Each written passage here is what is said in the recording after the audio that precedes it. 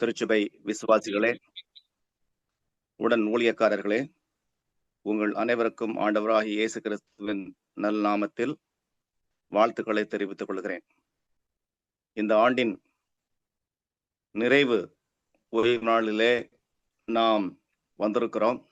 கர்த்தர் நல்லவர், இரக்கமுள்ளவர், அவர் கிருபை உள்ளவர். தமது வாக்குத்தத்தங்களை நிறைவேற்றுவதில் அவர் எப்பொழுதும் உண்மை உள்ளவராகவே இருந்திருக்கிறார். இன்னும் ஒரு சில நாட்களில் புதிய வருஷத்தை நாம் காணவிருக்கிறோம்.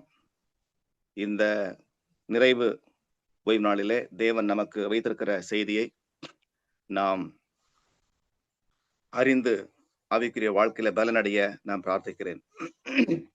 இன்றைய தியானத்திற்கு நான் எடுத்துக்கொண்ட ஒரு பகுதியானது மத்தேயு எழுதின சுவிசேஷ புஸ்தகம் 20ஆம் அதிகாரத்தில் சொல்லப்பட்டிருக்கிற ஒரு ஓமை. பரலோக ராஜ்யம் வீட்டெஜமானாகிய ஒரு மனுஷனுக்கு ஒப்பாயிருக்கிறது. அவன் தன் திராட்சை தோட்டத்துக்கு வேலை ஆட்களை அமர்த்த அதிகாலையிலே புறப்பட்டான். வேலை ஆட்களுடன் நாள் ஒன்றுக்கு ஒரு பணம் கூலி பேசி அவர்களை தன் திராட்சை தோட்டத்துக்கு அனுப்பினான். 3ஆம் மணி வேளையிலும் அவன் புறப்பட்டு போய் கடை தெருவிலே சும்மா இருக்கிற வேறு சிலரை கண்டு, நீங்களும் திராட்சை தோட்டத்துக்கு போங்கள், நியாயமானபடி உங்களுக்கு கூலி கொடுப்பேன் என்றான். அவர்களும் போனார்கள். மறுபடியும் 6ஆம் 9ஆம் மணி வேளையிலும் அவன் போய் அந்தபடியே செய்தான். 11ஆம் மணி வேளையிலும் அவன் போய் சும்மா இருக்கிற வேறு சிலரை கண்டு, நீங்கள் பகல் முழுவதும் இங்கே சும்மா இருக்கிறதென்ன என்று கேட்டான். அதற்கு அவர்கள், ஒருவரும் எங்களுக்கு வேலையிடவில்லை என்றார்கள். அவன் அவர்களை நோக்கி, நீங்களும் திராட்சை தோட்டத்துக்கு போங்கள், நியாயமானபடி கூலி பெற்றுக்கொள்வீர்கள் என்றான். சாயங்காலத்திலே திராட்சை தோட்டத்துக்கு எஜமான் தன் காரியக்காரனை நோக்கி, நீ வேலை ஆட்களை அழைத்து பிந்தி வந்தவர்கள் தொடங்கி முந்தி வந்தவர்கள் வரைக்கும் அவர்களுக்கு கூலி கொடு என்றான். அப்பொழுது 11ஆம் மணி வேளையிலே வேலை அமர்த்தப்பட்டவர்கள் வந்து ஆளுக்கு ஒவ்வொரு பணம் வாங்கினார்கள். முந்தி அமர்த்தப்பட்டவர்கள் வந்து தங்களுக்கு அதிக கூலி கிடைக்கும் என்று எண்ணினார்கள். அவர்களும் ஆளுக்கு ஒவ்வொரு பணம் வாங்கினார்கள். அந்த ஓமையின் கடைசியில இவ்விதமாக பிந்தினோர் முந்தினோராயும் முந்தினோர் பிந்தினோராயும் இருப்பார்கள். அழைக்கப்பட்டவர்கள் அநேகர், தெரிந்து கொள்ளப்பட்டவர்களோ சிலர். இந்த ஓமையில ஒரு செய்தி இங்கு வெளிப்படையாக சொல்லப்பட்டிருக்கிறது. 16ஆம் வசனத்துல முந்தினோர் பிந்தினோராயும் பிந்தினோர் முந்தினோராயும் இருப்பார்கள். இதை தாண்டி வேறு ஒரு செய்தி இருக்கிறது என்பதை நான் உணர்ந்தேன். அது இந்த வருஷத்தின் நிறைவு ஓய்வு நாளிலே உங்களோடு பகிர்ந்து கொள்வதில் நான் ஆசைப்பட்டேன். அதைத்தான் இந்த நாளிலே நாம் தியானிக்கவிருக்கிறோம். அதற்கு முன்பாக 128ஆம் சங்கீதத்தை உங்களுக்கு ஆசீர்வாதமாக அந்த பாடலை நான் பாடி செய்திக்குள் கடந்து செல்லலாம். கர்த்தருக்கு பயந்து அவர் வழி நடப்பவன் எவனோ அவனே பாக்கியவான். கர்த்தருக்கு பயந்து அவர் வழி நடப்பவன் எவனோ அவனே பாக்கியவான். உன் கையின் பிரயாசத்தை நீ சாப்பிடுவாய், உனக்கு பாக்கியமும் நன்மையும் உண்டாகும். உன் கையின் பிரயாசத்தை நீ சாப்பிடுவாய், உனக்கு பாக்கியமும் நன்மையும் உண்டாகுமே. உன் மனைவி உன் வீட்டோரங்களிலே கனிதரும் திராட்ச கொடியை போலிருப்பாள். உன் மனைவி உன் வீட்டோரங்களிலே கனிதரும் திராட்ச கொடியை போலிருப்பாள். கர்த்தருக்கு பயந்து அவர் எவனோ அவனே பாக்கியவான். உனது கற்பத்தின் கனிகள் உன் பந்தியை சுற்றிலும் ஒலிவ மர கன்றுகள் போலிருப்பார்கள். உனது கற்பத்தின் கனிகள் உன் பந்தியை சுற்றிலும் ஒலிவ மர கன்றுகள் போலிருப்பார்கள். இதோ கர்த்தருக்கு பயப்படும் மனிதன் இந்த விதம் ஆசீர்வாதமாயிருப்பான்.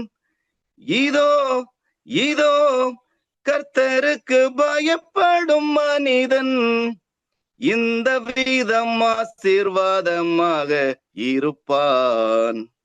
கர்த்தருக்கு பயந்து அவர் வழி நடப்பவன் எவனோ அவனே பாக்கியவான். கர்த்தர் சீயோனிலிருந்து உன்னை ஆசீர்வதிப்பான்.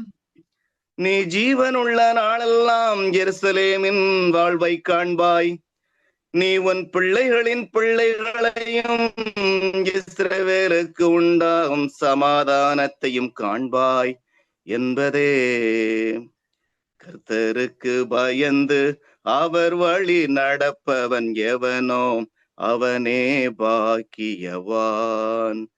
கர்த்தருக்கு பயந்து அவர் வழி நடப்பவன் எவனோ அவனே பாக்கியவான். ஜெப செய்வோம்.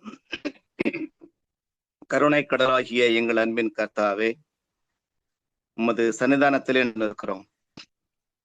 இந்த வருஷத்தின் நிறைவு ஓய்வு நாளிலே உமது பாதத்திலே உமக்கு நன்றி சொல்லி, நீர் எங்களுக்காக வைத்திருக்கிற திட்டத்தை நாங்கள் மீண்டுமாக ஒரு முறை நினைவுபடுத்தி, கொடான கொடி தோத்திரங்களோடு குடும்பமாக, ஊழியக்காரர்களாக, விசுவாசிகளாக ஒன்றிணைந்து உமது சன்னிதானத்திலே உமது பாதத்திலே நாங்கள் வந்து சரணடைந்திருக்கிறோம். அப்பா, எங்களை ஆசீர்வதியும். நீர் ஆசீர்வதித்தால் மட்டுமே எங்களுக்கு ஆசீர்வாதம் உண்டு. உலகத்தில் எங்களுக்கு ஆசீர்வாதம் இல்லை. நீர் எங்களுக்கு சமாதானத்தை தந்தால் மட்டுமே எங்களுக்கு சமாதானம் உண்டு. உலகத்தில் எங்களுக்கு சமாதானம் இல்லை. இந்த செய்தியை நீர் ஆசீர்வதியும், எங்களை வழிநடத்தும். எங்கள் சிந்தனைகளை ஒருமுகப்படுத்தி, எங்கள் கவனங்களை ஒருமுகப்படுத்தி, நிறைவான ஆசீர்வாதத்தால் எங்களை அனுப்பும். இயேசு நாமத்தில் பிதாவே, ஆமென். இந்த பகுதியில சொல்லப்பட்டிருக்கிற ஒரு செய்தி, ஒரு முடிவு அதுல சொல்லப்பட்டிருக்கிறது. பிந்தினோர் முந்தினோராயும் முந்தினோர் பிந்தினோராயும் இருப்பார்கள் அப்படிங்கிற ஒரு செய்தி சொல்லப்பட்டிருக்கிறது. இதற்கு அப்பாற்பட்டு வேறு ஒரு செய்தி அதுல இருக்கிறது. அதை நாம் பார்க்கிறோம். அது என்ன செய்தி அப்படின்னா, இங்கே நேரத்தை பற்றி அதிகமாக சொல்லப்பட்டிருக்கிறது. அதாவது 3ஆம் மணி வேளையிலும், 6ஆம், அப்புறம் 9ஆம் மணி வேளையிலும், அப்புறம் 12ஆம் மணி வேளையிலும் என்றெல்லாம் சொல்லிட்டு, அதுல வேறொரு கோடிட்டு காட்டக்கூடிய அளவிலே 11ஆம் மணி வேளையிலும் என்று ஒரு அழுத்தம் அதுல ஒரு வசனத்துல வருகிறது. 11ஆம் மணி வேளையிலும் என்று ஒரு 11ஆம் மணியை குறித்து அங்கு கோடிட்டு காட்டப்பட்டிருக்கிறது. அப்புறம் அங்கு சம்பளம் கொடுப்பதிலும் பாத்தீங்கன்னா, கூலி கொடுப்பதிலும் முதலாவது எங்க இருந்து ஆரம்பிச்சிருக்கணும் அப்படின்னா, முதலாவது யாரை வேலைக்கு அனுப்புனாங்களோ அதிகாலையிலே அவர்களிலிருந்து ஆரம்பிச்சிருக்கணும். ஆனால் எங்க இருந்து கூலி கொடுக்க ஆரம்பிக்கிறாங்க அப்படின்னா, 11ஆம் மணி வேளையில் யார் வேலைக்கு வந்தார்களோ அவர்கள இருந்து அங்க கூலி ஆரம்பிக்கப்படுகிறது. அப்படின்னா இதுல ஒரு அந்த 11ஆம் மணி வேளை என்பதை இங்கு கோடிட்டு காட்டப்பட்டிருக்கிறது. அதுலதான் இன்றைக்கு நான் படிக்க போகிற ஒரு செய்தி இருக்கிறது என்பதை நான் விளங்கிக் கொள்ள வேண்டும்.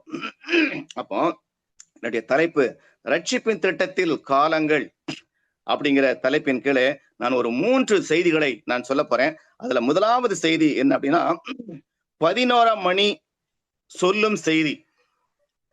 11ஆம் மணி சொல்லும் செய்தி என்பது இங்கே முதல் பகுதி. வேலை செய்வதற்கு நியமிக்கப்பட்ட காலம், அதாவது நேரங்கள் 12 மணி நேரம் என்பதை நாம் முதலாவது விளங்கிக் கொள்ள வேண்டும். யோவான் 11ஆம் அதிகாரம் 9ஆம் வசனத்துல இயேசு பிரதியுத்தரமாக, பகலுக்கு 12 மணி நேரம் இல்லையா? ஒருவன் பகலிலே நடந்தால் அவன் இந்த உலகத்தின் வெளிச்சத்தை காண்கிறபடியினால் இடர மாட்டான். அப்போ இங்கே பகலுக்கு 12 மணி நேரம் வேலை செய்வதற்காக தேவன் மனிதனுக்கு நியமித்திருக்கிற நேரங்கள், மணிகள், காலங்கள் 12 மணி நேரம் என்பதை நான் விளங்கிக் கொள்ள வேண்டும். அன்பானவர்களை, இதுல ஒரு செய்தி இருக்கிறது. இன்னைக்கு ஒவ்வொரு குடும்பமும் 12 மணி நேரம் தேவன் நியமித்திருக்கிற இந்த நேரங்கள் வேலை செய்வாங்க அப்படின்னா, ஒரு தேசம் 12 மணி நேரம் வேலை செய்யும் என்று சொன்னால் அந்த தேசம் எவ்வளவு ஆசீர்வாதமாக இருக்கும். இன்றைக்கு 8 மணி நேரம் தான் வேலை அப்படின்னு இங்க உலகம் வச்சிருக்குது. ஆனால் தேவன் மனிதனுக்கு நியமித்திருக்கிற காலங்கள் 12 மணி நேரம். சரி, அடுத்து 11 மணி வேளையில அந்த செய்தி என்ன சொல்லுது அப்படின்னா, வேலை முடிய இன்னும் 1 மணி நேரம் மாத்திரம்தான் இருக்குது. ஏன்னா பகலுக்கு 12 மணி நேரம், 11 மணி வேளையில இங்கு வேலைக்கு அமர்த்தப்பட்டவர்கள், அவர்கள் வேலை செய்வதற்கான நேரம் இன்னும் 1 மணி நேரம் மாத்திரமே உண்டு. யோவான் 9:4 பகற்காலம் இருக்கு மட்டும் நான் என்னை அனுப்பினவருடைய கிரியைகளை செய்ய வேண்டும், ஒருவனும் கிரியை செய்யக்கூடாத ராக்காலம் வருகிறது. அப்புறம் 1 மணி நேரத்துக்கு அப்புறம் வேலை செய்ய முடியாது, ஏன்னா ராக்காலம். இது ஒரு முடிவு நேரத்துல நாம் இருக்கிறோம். அதாவது கிருபையின் காலம் முடிய போகும் தருணம் இது. வெளிப்படுத்தின காட்சியாகம புஸ்தகம் 22ஆம் அதிகாரம் 11-12 வாசிக்கலாம். அநியாயம் செய்கிறவன் இன்னும் அநியாயம் செய்யட்டும், அசுத்தமாய் இருக்கிறவன் இன்னும் அசுத்தமாய் இருக்கட்டும், நீதியுள்ளவன் இன்னும் நீதி செய்யட்டும், பரிசுத்தம் உள்ளவன் இன்னும் பரிசுத்தமாய் இருக்கட்டும். அப்போ இந்த 11ஆம் வழி செய்வதற்கு இன்னும் 1 மணி நேரம் மாத்திரமே உண்டு. அப்புறம் வேலை செய்யக்கூடாத ராக்காலம் வருகிறது. அப்படியானால் இங்கு ரட்சிப்பின் திட்டத்துல, ஆவிக்குரிய செய்தியில நாம் பார்க்கிற ஒன்று, நாம் இந்த கிருபையின் காலம் முடியக்கூடிய தருவாயில நாம் இருக்கிறோம். உலகத்தின் கடைசி பாகத்துல நாம் இருக்கிறோம். இன்னைக்கு ஒருவருக்கு கிருபையின் காலம் எப்பொழுது முடிவடைகிறது என்றால், ஒருவன் மரிக்கிற பொழுது அவனுக்கு கிருபையின் காலம் முடிவடைகிறது. நல்லவனாக மரித்தால் அதுதான் அவனுடைய தீர்ப்பு, தீயவனாக மரித்தால் அதுதான் அவனுடைய தீர்ப்பு. இன்னொரு வேளை இப்போ பரிசுத்தாவிக்கு விரோதமான பாவம், அப்போ நமக்கு நாமே கிருபையின் காலத்தை முடிவடை செய்து கொள்வது. ஒருவன் பாவத்திலே இருக்கிறான், பரிசுத்த ஆவியானவர் தொடர்ந்து போராடி கொண்டிருக்கிறார். அப்ப செவி சாய்க்கல அப்படின்னா கிருபையின் காலத்தை நமக்கு நாமே அதை முடிவாக்கி கொள்வது. அப்புறம் தேவனுடைய கால கடிகாரத்தில் கிருபையின் காலம் முடிகிற ஒன்று. பரிசுத்த ஆவியானவர் ஒரு மனுஷனோடு எப்பொழுதும் போராடி கொண்டிருப்பது இல்லை. இங்க அம்மையாருடைய ஒரு வாசகத்தை வாசிக்கிறேன். When Jesus rise up in the most holy place and lays off his mediatorial garments and clothes himself with the garments of vengeance in place of the priestly attire, the work for the sinners will be done. The probation of all closes when the pleading for sinners is end and the garments of vengeance are put on. ஆண்டவராய் இயேசு கிறிஸ்து தனது ஆசாரிய ஆடையை அவர் களைந்து இந்த கோபாய்க்கினை அப்படிங்கிற ஆடையை அவர் தரித்துக் கொள்கிற பொழுது, அதாவது தான் இப்பொழுது பரிந்து பேசிக் கொண்டிருக்கிற அந்த நிலையில இருந்து அவர் எழுந்து இந்த ஆடையை மாற்றிக் கொள்கிற பொழுது, பாவிகளுக்காக பரிந்து பேசுகிற அந்த வேலை அதோடு முடிவடைகிறது. எல்லாருடைய அங்கு கிருபையின் காலமும் அதோடு முடிவடைகிறது என்பதை இங்க அம்மையார் சொல்றாங்க. We have no time to lose. We know not how soon our probation may close. Christ is soon to come. நாம இழப்பதற்கு ஒன்றுமே இல்லை, வீணாக்குவதற்கு காலமே இல்லை என்று சொன்னால், நாம் கடைசி காலத்துல இருக்கிறோம். இந்த 11 மணி வேளை என்ன சொல்லுது அப்படின்னா, நாம் இந்த உலகத்தின் முடியக்கூடிய தருவாயில இருக்கிறோம். அதுக்கப்புறம் வேலை செய்ய முடியாது. கிருபையின் காலம் இங்கு முடிய போகிறது, ராக்காலம் வருகிறது என்பதை இங்கே நம்ம வேதத்திலிருந்து நம்ம வாசிக்கிறோம்.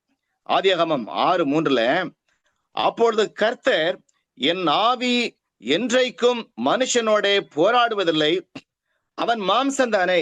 எப்பொழுது பரிசுத்த ஆவியானவர் மனுஷனோடு போராடி கொண்டிருப்பதில்லை, அது ஒரு நாள் நிறுத்தப்படும்.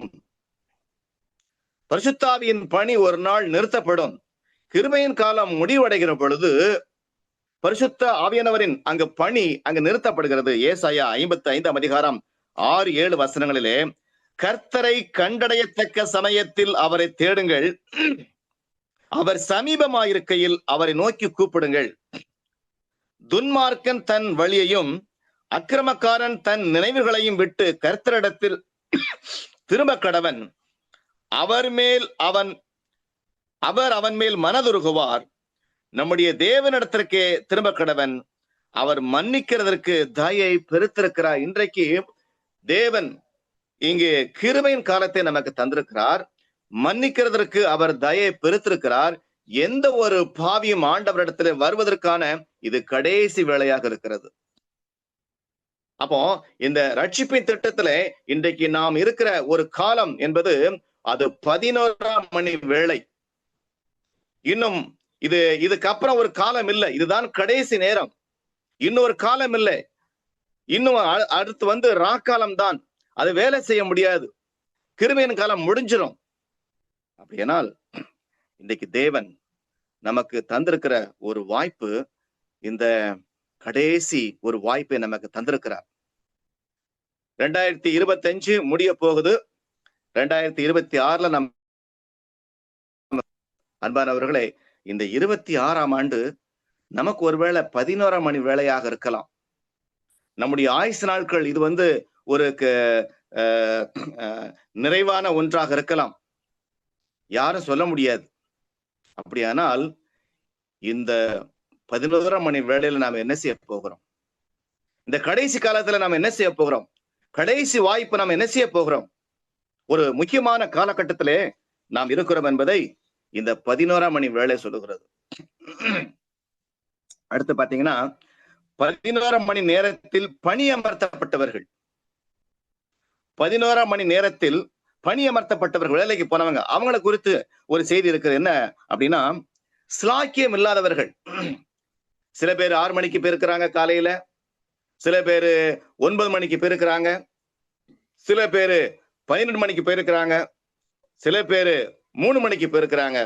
ஆனால் இந்த 11 மணிக்கு போனவங்களை பத்தி நம்ம என்ன புரிந்து கொள்ள வேண்டும்? அவர்கள் ஸ்லாக்கியம் இல்லாதவர்கள், வாய்ப்பு கிடைக்காதவர்கள், பாக்கியம் இல்லாதவர்கள், வேலை கிடைக்காமல் வருத்தத்துடனே அவங்க இருந்திருப்பாங்க.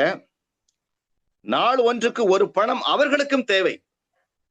குடும்பத்தை நடத்துவதற்கு 6 மணிக்கு போனவங்களுக்கு காலையில ஒரு பணம் தேவை என்று சொன்னால், இவர்களுக்கும் அந்த ஒரு பணம் தேவை.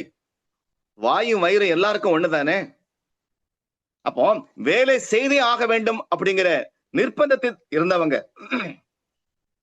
அவங்க அந்த கடைசி நேரம் வரையில, சாயங்காலம் 5 மணி வரையில காத்திருந்தாங்க. அப்படின்னா சரி, இன்னைக்கு கிடைச்ச கூலி போதும், அந்த 1 மணி நேரத்துக்குரிய கூலி கிடைச்சா போதும், அதை கொண்டு குடும்பத்துக்கு பிள்ளைகளுக்கு சாப்பாடு வாங்கி கொடுக்கலாம், உணவளிக்கலாம் அப்படிங்கிற நம்பிக்கையில இருந்தவங்க, அந்த 1 மணி நேரத்துக்குரிய கூலியாச்சு எங்களுக்கு கிடைக்கும் என்று அவர்கள் எதிர்பார்த்த இருந்தவர்கள். அது ஓமேன் சொல்லப்பட்ட அந்த 11 மணி வேளையில் பணி அமர்த்தப்பட்டவருடைய சூழ்நிலை இப்படித்தான் இருந்திருக்கும். இப்போ விசுவாச வாழ்க்கையில இங்கே ஒரு அன்பிரிவிலேஜ்ட், இங்கே பாக்கியம் இல்லாதவர்கள், ஸ்லாக்கியம் இல்லாதவர்கள் அப்படிங்கிற ஒரு குரூப் இருக்கிறாங்க, புறஜாதியர்கள்.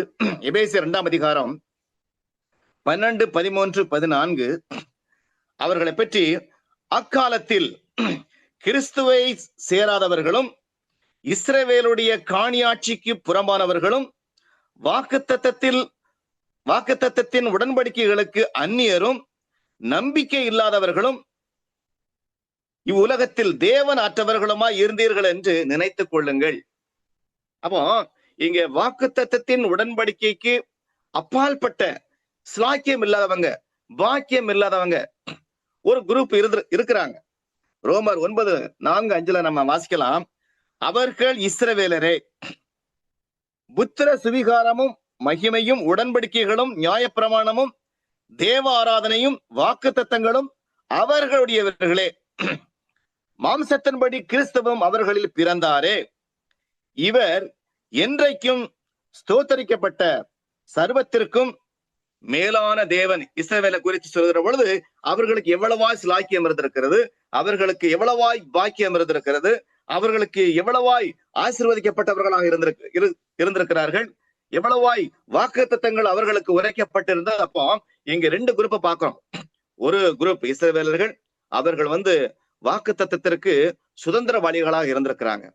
அப்ப இன்னொரு குரூப் ஸ்லாக்கியம் இல்லாதவங்க, பாக்கியம் இல்லாதவங்க. அப்போ இங்க அந்த ஸ்லாக்கியம் இல்லாத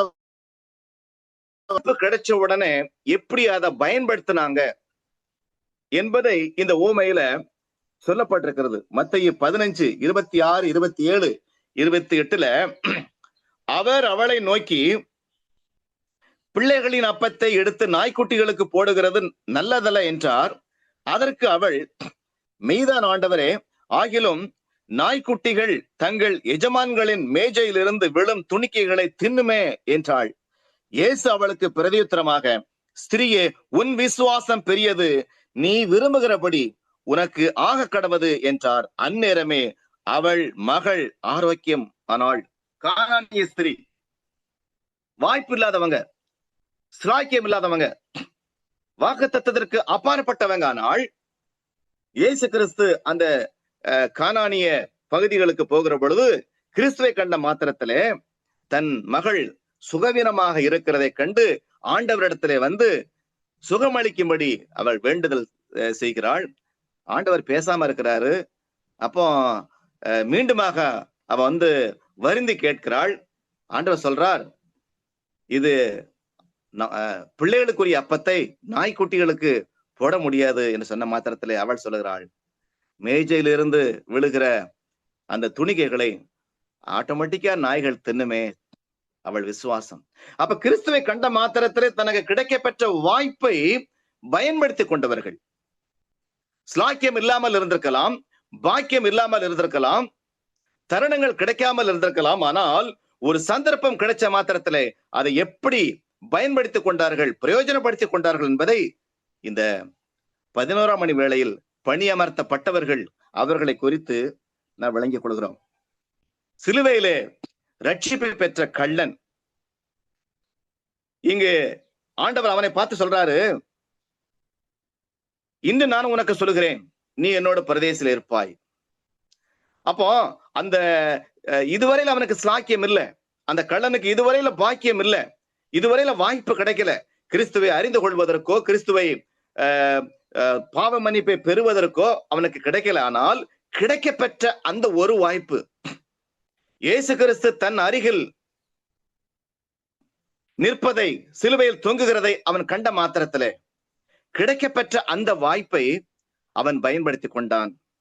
லூக்கா 16ஆம் அதிகாரம் 21ஆம் வசனத்துல, அவனுடைய மேஜையிலிருந்து விழும் துணிக்கைகளினாலே தன் பசியை ஆற்ற ஆசையா இருந்தான். நாய்கள் அவன் பருக்களை நக்கிற்று. ஐஸ்வர்யவனாகிய ஒரு மனுஷன், அப்புறம் லாசரு அப்படிங்கிற ஒரு தரித்திரன். அவனை குறித்து சொல்லுகிற பொழுது அந்த ஐஸ்வர்யவானுக்கு, அந்த தரித்திரனுக்கு உடை அளிப்பதற்கு வாய்ப்பு இருந்தது, உணவளிப்பதற்கு வாய்ப்பு இருந்தது, அவனுடைய வியாதியை போக்குவதற்கு வாய்ப்பு இருந்துச்சு, அன்பு காட்டுவதற்கு வாய்ப்பு இருந்தது, நேசிப்பதற்கு வாய்ப்பு இருந்துச்சு, நன்மை செய்ய வாய்ப்பு இருந்துச்சு. எல்லா வாய்ப்பும் இருந்தும் அவன் செய்யாமல் போனானே. கிடைக்கப்பட்ட வாய்ப்பை பயன்படுத்தாத ஒருவன். ஆனா அதே சமயத்துல இந்த 11ஆம் மணிக்கு பணியமர்த்தப்பட்டவர்களை குறித்து என்ன சொல்லப்படுகிறது? அவர்கள் கிடைச்ச அந்த வாய்ப்பை 1 மணி நேரம் வேலை எங்களுக்கு கிடைச்சாலும் பரவாயில்ல, நாங்கள் வேலை செய்வோம் என்று அதை பயன்படுத்திக் கொண்டு அவர்கள் வேலை செய்தவர்கள், ஜெயிச்சவர்கள், வாழ்க்கையில ஜெயிச்சவர்கள்.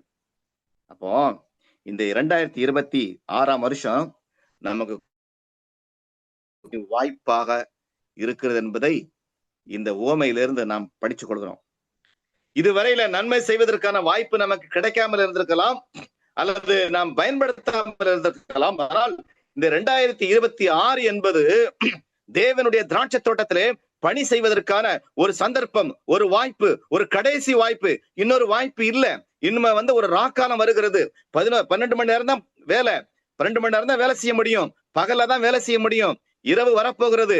பணி செய்ய முடியாத, ஊழியம் செய்ய முடியாத, அன்பு காட்ட முடியாத, இரக்கம் செய்ய முடியாத ஒரு ராக்காலம் வருகிறது.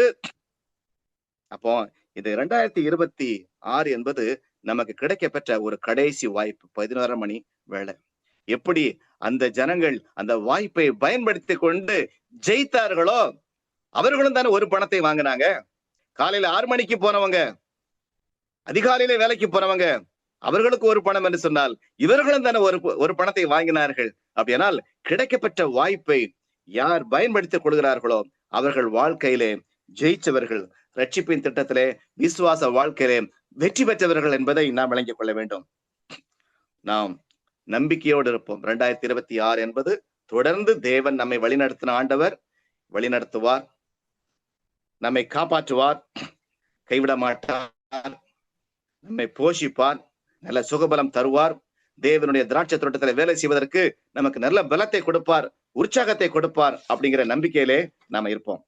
அப்புறம் இந்த 11ஆம் மணி வேளை, இதை சுற்றி சொல்லப்படுகிற ஒரு 3வது செய்தி என்ன அப்படின்னா, 11ஆம் மணி வேளையிலும் பணி அமர்த்திய எஜமான் எப்படிப்பட்டவர், அவரை குறித்து நாம் படிக்கணும் அல்லவா? அவர் எப்படிப்பட்டவர் அப்படின்னா, மக்களை நேசிக்கும் எஜமான், அன்பு செய்கிற ஒரு எஜமான், அக்கறை கொண்ட ஒரு எஜமான், தொடர்ந்து மக்களை தேடிக்கொண்டே இருக்கிறார். தனது திராட்சை தோட்டத்தில் வேலை செய்வதற்கு ஊழியக்காரர்களை தேடிக்கொண்டே இருக்கிறார். காலையில் அதிகாலையிலே போய் வேலைக்கு கூப்பிடுறாரு, 6 மணிக்கு கூப்பிடுறாரு, 9 மணிக்கு கூப்பிடுறாரு, 12 மணிக்கு கூப்பிடுறாரு, 3 மணிக்கு கூப்பிடுறாரு. கடைசியா ஒரு வாய்ப்பு 11ஆம் மணி வேளையிலும் அவர் தேடி அலைகிறார். தனது திராட்சை தோட்டத்திலே வேலை செய்வதற்கு ஆட்களை தொடர்ந்து தேடிக்கொண்டே இருக்கிறார். பரலோக ராஜ்யத்துக்கு மக்களை கொண்டு போய் சேர்ப்பதற்கு அவர் தொடர்ந்து தேடிக்கொண்டே இருக்கிறார். எல்லா காலத்திலும் தேடிக்கொண்டே இருக்கிறார். ரட்சிப்பின் திட்டத்துல தேவனுடைய பணி அங்க ஓயவே இல்லை. தொடர்ந்து ஆடுகளை தேடிக்கொண்டே இருக்கிறார், மக்களை தேடிக்கொண்டே இருக்கிறார், ஊழியக்காரர்களை தேடிக்கொண்டே இருக்கிறார். அவர் எப்படிப்பட்ட ஒரு எஜமான் அப்படின்னா, மத்தேயு 6ஆம் அதிகாரம் 31 வாசிக்கிறோம். ஆகையால் எண்ணத்தை உண்போம், எண்ணத்தை குடிப்போம், எண்ணத்தை உடுப்போம் என்று கவலைப்படாதிருங்கள். இவைகளை எல்லாம் அஞ்ஞானிகள் நாடி தேடுகிறார்கள். இவைகளெல்லாம் உங்களுக்கு வேண்டியவைகள் என்று உங்கள் பரமபிதா அறிந்திருக்கிறார். 6 மணிக்கு போனவங்களுக்கு ஒரு நாளைக்கு ஒரு பணம் அவங்க குடும்பத்துக்கு தேவை அப்படின்னா, 11 மணிக்கு வேலைக்கு போனாங்களே அந்த குடும்பத்துக்கும் ஒரு பணம் தேவைப்படாதா? 2 பேருக்கும் வாய் ஒன்றுதானே, 2 பேருக்கும் வயிறு ஒன்றுதானே. அப்படியானால் அதை தேவன் அறிந்திருக்கிறார். இவர்களுக்கும் ஒரு பணம் தேவை, இந்த குடும்பத்தின் பிள்ளைகளுக்கும் வேண்டிய ஆகாரம் தேவை என்பதை அறிந்த ஆண்டவர் அவர் என்ன செய்யறார்? எல்லாருக்கும் சமமான கூலியை கொடுக்கிறார். ஏன்னா எல்லாருக்கும் தேவை ஒன்றுதான், எல்லாருக்கும் சாப்பிடுகிற ஆகாரம் ஒன்றுதான். அதை அறிந்திருக்கிற தெய்வம். அப்ப நமக்கு என்ன தேவை என்பதை அறிந்திருக்கிற தெய்வம், எனக்கு என்ன தேவை என்பதை உணர்ந்திருக்கிற அன்பின் தெய்வம், நம்ம நேசிக்கிறவர், நம்மை எப்பொழுதும் கண்காணித்துக் கொண்டிருக்கிறவர், நம்மேல் அக்கறை கொண்டவர் என்பதை அந்த எஜமானை குறித்து இந்த 11ஆம் மணி வேளை சொல்லுகிறது. அவரை குறிச்சு மேல் என்ன சொல்லுது அப்படின்னா, அவர் உண்மையும் நீதியும் உள்ளவர். 14 நீதியும் நியாயமும் உம்முடைய சிங்காசனத்தின் ஆதாரம், கிருபையும் சத்தியமும் உமக்கு முன்பாக நடக்கும். நீதியும் நியாயமும். 6 மணிக்கு போனவங்களுக்கு கூலி பேசுறாரு, ஒரு பணம், அது சரியாக பேசுற மாதிரியே கொடுத்தார். உண்மை உள்ளவர், வாக்கு மாறாதவர்.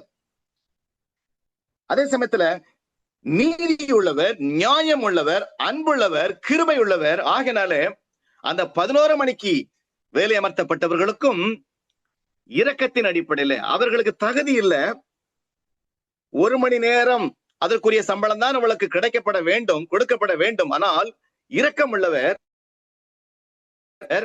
நீடிய கிருபை உள்ளவர், அவர்களுக்கும் ₹1 கொடுக்கிறார், ஒரு பணத்தை கொடுக்கிறார். தேவன் எக்காலத்திலும் அன்புள்ளவர். மார்ஷல் சார் அவங்க சொல்லுவாங்க அடிக்கடி, அந்த ஓய்வு பாடம் சொல்லுற பொழுது, தேவன் எக்காலத்திலும் அன்புள்ளவர், எல்லா காலத்திலும் அன்புள்ளவர், எல்லா நேரத்திலும் அன்புள்ளவர். அதை மீண்டுமாக இங்கே நான் வலியுறுத்த விரும்புகிறேன். ஆம், தேவன் கிருபை உள்ளவர், அன்புள்ளவர், எல்லா காலத்திலும், யுகங்கள் நெடுகிலும் தேவன் அன்பானவராகவே இருந்திருக்கிறார். அவர் நீதி உள்ளவர். அந்த எஜமானை குறித்து நாம மேலும் என்ன படிக்கிறோம்? அவர் இரக்கம் உள்ளவர். எபேசியர் 2ஆம் அதிகாரம் 4-8 வசனங்களை வாசிக்கலாம். தேவனோ இரக்கத்தில் ஐஸ்வர்யம் உள்ளவராய் நம்மில் அன்பு கூர்ந்த தம்முடைய மிகுந்த அன்பினாலே அக்கிரமங்களில் மரித்தவராயிருந்த நம்மை கிறிஸ்துவுடனே கூட உயிர்ப்பித்தார், கிருபையினாலே ரட்சிக்கப்பட்டீர்கள். அப்ப நம்ம சொந்த கிரியைகள் ஒன்றுமல்ல, சொந்த பிரயாசங்கள் ஒன்றுமே இல்லை, சொந்த முயற்சி எதுவுமே இல்லை. நமக்காக எந்த ஒரு கிரெடிட் எடுத்துக்கொள்ள முடியாது. முற்றிலுமாக நாம ரட்சிக்கப்படுவது தேவ கிருபை, அவரது அன்பு. அவர் நல்லவராக இருக்கிற அப்படின்னாலே, அவர் இரக்கமுள்ளவராக இருக்கிற அப்படின்னாலே நமக்கு, ஏன்னா 1 மணி நேரம் தான் வேலை செஞ்சிருக்கிறாங்க, அவங்களுக்கு எப்படி ஒரு பணம் கொடுக்க முடியும்? ஆம், அவரால் கொடுக்க முடியும் என்று சொன்னால் அவர் கிருபை உள்ளவர். இவங்களும் கூட ஒரு பணம் கிடைக்கும் என்று எதிர்பார்த்திருக்க மாட்டாங்க. அவங்க என்ன எதிர்பார்த்திருப்பாங்க? இந்த 1 மணி நேரத்திற்குரிய பணம் கிடைச்சாலும் எங்களுக்கு போதுமானது, அதை கொடுத்திருந்தாலும் அவர்கள் சந்தோஷமா தான் போயிருப்பாங்க. ஏன்னா அவர்கள் வேலை செய்தது 1 மணி நேரம் தான். ஆனால் அந்த வேலையை அமர்த்திய எஜமான் அவர் பெரியவர், அவர் இரக்கம் உள்ளவர், அவர் அன்புள்ளவர். ஆகினால நம்ம தேவையை அவர் அறிவாரு. 6 மணிக்கு வேலைக்கு போனவனுக்கு குடும்பத்துக்கு ஒரு பணம் தேவை அப்படின்னா, இந்த 11 மணிக்கு வேலை போன குடும்பத்துக்கும் ஒரு பணம் தேவை. ஏன்னா 2 பேர்த்துக்கும் வாயும் வயிறும் ஒண்ணுதான் என்பதை அறிந்திருந்த ஆண்டவர் அவர்களுக்கு ஒரு பணத்தை அவர் கொடுக்கிறார். அப்படினால் ஒரு மனுஷனை ரட்சிப்பதற்கு தேவன் கடைசி நேரத்திலும் அவர் எடுக்கிற பிரயாசத்தை இதுல நாம் பார்க்க முடியும். 6 மணிக்கு போகிறார், 9 மணிக்கு போகிறார், 12 மணிக்கு போகிறார், 3 வேளையிலும் என்று ஒரு அழுத்தி அங்க சொல்லப்பட்டிருக்கிறதே. அப்படின்னா ஒரு மனுஷனை ரட்சிப்பதற்காக கடைசி வரையில, இனிமேல் முடியாது, இதுதான் கடைசி அப்படிங்கிற வேளையிலும் தேவன் அவர் பிரயாசப்படுகிறார். லூக்கா 23ஆம் அதிகாரம் 42-43 இயேசுவை நோக்கி, நீர் உம்முடைய ராஜ்யத்தில் வரும்போது அடியேனை நினைத்திரளும் என்றான். இயேசு அவனை நோக்கி, இன்றைக்கு நீ என்னுடனே கூட பரதேசில் இருப்பாய் என்று மெய்யாகவே உனக்கு சொல்லுகிறேன். அதுதான் கடைசி தருணம், அவனுக்கு கிடைக்கப்பட்ட கடைசி வாய்ப்பு. அதை தேவன் பயன்படுத்தி கொண்டார், ஆண்டவர் பயன்படுத்தி கொண்டார் அவனை ரட்சிப்பதற்கு. ஏன்னா இன்னொரு காலம் இல்ல, அவனும் செத்துருவான், ஆண்டவரும் மரிக்க போகிறார். இங்கு நிறைவாக மத்தேயு 9ஆம் அதிகாரம் 37-38 வசனத்துல தம்முடைய சீசர்களை நோக்கி, அறுப்பு மிகுதி, வேலை ஆட்களோ கொஞ்சம். அறுப்பு மிகுதி, வேலை ஆட்களோ கொஞ்சம். ஆகையினாலதான் அவர் இங்கு ஒவ்வொரு காலத்திலும் ஆட்களை அவர் இங்கு அழைக்கிறார். யுகங்கள் நெடுகிலுமாக நம்ம பார்த்தோம் அப்படின்னா, ஒவ்வொரு நபரையும் அந்தந்த காலத்திலே தேவன் தமது சித்தத்தின்படி அவர் அழைத்திருக்கிறார். நோவா என்று சொல்லலாம், ஆபிரகாம் சொல்லலாம், ராஜாக்கள் என்று சொல்லலாம். இயேசு கிறிஸ்து காலத்துல இந்த கிறிஸ்துவுக்கு பின் இந்த காலத்துல மட்டும் நீங்க நம்ம பார்த்தோம் அப்படின்னா, ஒரு 4 பகுதிகளை நான் பிரிக்கலாம். அப்போஸ்தலருடைய காலங்கள், அப்புறம் இங்கு மிஷனரிகள் அந்த காலங்கள், அப்புறம் சீர்திருத்தவாதிகள் அந்த காலங்கள், அப்புறம் கடைசியாக இந்த செவன்த் டே அட்வென்டிஸ்ட் திருச்சபை, இந்த கடைசி கால சபை. இந்த 11ஆம் மணி வேளையில் அழைக்கப்பட்ட ஒரு சபை எதுவாக இருக்க முடியும் அப்படின்னா, இது செவன்த் டே அட்வென்டிஸ்ட் சபை, நீங்களும் நானும். இதுக்கப்புறம் வேற ஒரு சபை வரல. இந்த சமயத்திலே கிருபையின் காலம் முடிய போகிறது. கடைசி சபை, கடைசி காலத்துல நாம இருக்கிறோம். நமது காலத்திலேயே இந்த கிருபையின் காலம் முடிவடைகிறதை நாம பார்ப்போம். அப்படிப்பட்ட ஒரு நேரம் தான் இந்த 11ஆம் மணி வேலை. இதற்கு முன்பாக ஒருவேளை இங்கே மிஷனரிமார்கள் 18ஆம் நூற்றாண்டு 19ஆம் நூற்றாண்டுல மிஷனரிமார்கள் அவர்களுடைய அழைப்பாக இருக்கலாம். அதற்கு முன்பாக சீர்திருத்தவாதிகள் அவர்களுடைய அழைப்பாக இருக்கலாம். அதற்கு முன்பாக அப்போஸ்தலருடைய அழைப்பாக இருக்கலாம். இப்படி எல்லா காலத்திலும் அந்தந்த காலத்திற்கு ஏற்ப தேவன் தமது திராட்சை தோட்டத்திலே ஊழியம் செய்வதற்கு, இந்த ரட்சிப்பின் சுவிசேஷத்தை பரப்புவதற்கு பல மக்களை தேவன் தெரிந்து கொண்டிருக்கிறாரு. ஆனா அந்த கடைசியாக தெரிந்து கொள்ளப்பட்ட ஒரு ஜனம் ஒன்று உண்டு என்று சொன்னால், அந்த 16ஆம் வேளையில பணியமர்த்தப்பட்டவர்கள் இந்த மக்கள், 7ஆம் நாள் அட்வென்டிஸ்ட் மக்கள். இன்னொரு காலம் வரப்போகிறது இல்ல, இன்னொரு சபை வரப்போகிறது இல்ல, இதுதான் கடைசி நேரம். கிடைக்கப்பெற்ற இந்த வாய்ப்பை நாம் எப்படி பயன்படுத்த போகிறோம் என்பதை நாம் சிந்திக்க வேண்டும். அன்பானவர்களே, நாம் இந்த வருஷத்தின் நிறைவு வாரம், ரொம்ப ஆசீர்வாதமான ஒரு வாரம். தேவன் நமக்கு செய்திருக்கிற எல்லா நன்மைகளையும், நாம் கடந்து வந்த எல்லா பாதைகளையும் நினைச்சு பார்த்தோம் அப்படின்னா எவ்வளவு ஆச்சரியம், எவ்வளவு அற்புதம், எவ்வளவு மகிழ்ச்சி, எவ்வளவு பாக்கியம், எவ்வளவு சிலாக்கியம். இன்னொரு வருஷத்துக்குள்ள நாம் நுழைய போகிறோம். இந்த வருஷத்துல நாம் என்ன செய்ய போகிறோம்? ஆண்டவருக்காக என்ன திட்டம் வச்சிருக்கிறோம்? இந்த கடைசி வாய்ப்பு, இந்த 11th hour, 11ஆம் மணி வேலை, இன்னொரு வாய்ப்பு இல்ல. அடுத்து வேலை செய்ய முடியாத ராக்கெல்லாம் வரப்போகுது. இந்த 11ஆம் மணி வேளையில நாம் என்ன செய்ய போறோம் என்பதை தீர்மானிப்போம். கர்த்தர் உங்களை ஆசீர்வதிப்பார். தேவனுக்காக பெரிய காரியங்களை சாதிப்போம். தேவன் நமக்கு பலத்தை கொடுப்பார், சத்துவத்தை கொடுப்பார், நம்மளை ஆசீர்வதிப்பார், நம்ம குடும்பங்களை ஆசீர்வதிப்பார், பிள்ளைங்களை ஆசீர்வதிப்பார். ஏனென்று சொன்னால் தேவனுக்கு நீங்கள் தேவை, ஆண்டவருக்கு நீங்கள் தேவை. ஆகையினால்தான் மீண்டும் மீண்டுமாக அவர் இங்க சரித்திரத்துல மக்களை தேடி அவர் வருகிறார். ஏனென்று சொன்னால் ஆண்டவருக்கு நீங்கள் தேவை, தேவனுக்கு நாம் தேவை. ஆகையினாலதான் இந்த 2026க்குள்ளாரையும் நம்மளை கொண்டு போய் சேர்க்க போகிறார். இந்த வருஷத்துல தேவனுக்காக பெரிய காரியங்களை செய்வோம். கடைசி ஒரு வாய்ப்பு, ஆண்டவருக்காக பெரிய காரியங்களை செய்து நிறைவேற்றுவோம். கர்த்தர் நம்மை ஆசீர்வதிப்பாராக. ஆமென்.